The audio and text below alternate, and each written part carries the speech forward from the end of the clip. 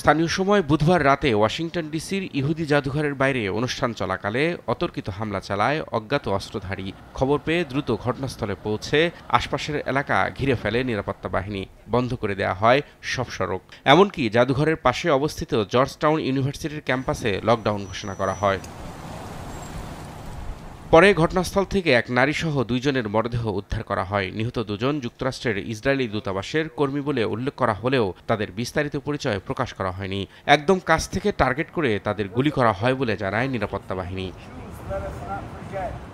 একে ইহুদি বিদ্বেষী হামলা বলে আখ্যা দিয়েছেন জাতিসংঘে নিযুক্ত ইসরায়েলের প্রতিনিধি। এ ঘটনাকে জঘন্যতম সন্ত্রাসী হামলা উল্লেখ করে এক এক্স বার্তায় তীব্র নিন্দা জানিয়েছে যুক্তরাষ্ট্রে নিযুক্ত ইসরায়েলি রাষ্ট্রদূত।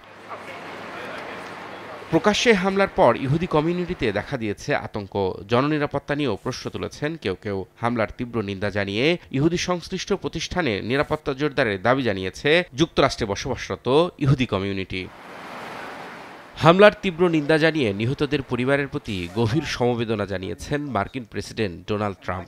নিজের সোশ্যাল মিডিয়া ট্রুথ সোশ্যালে ট্রাম্প বলেন, ধর্মীয় বিদ্বেষ ও উগ্রবাদের কোনো জায়গা হবে না যুক্তরাষ্ট্রে।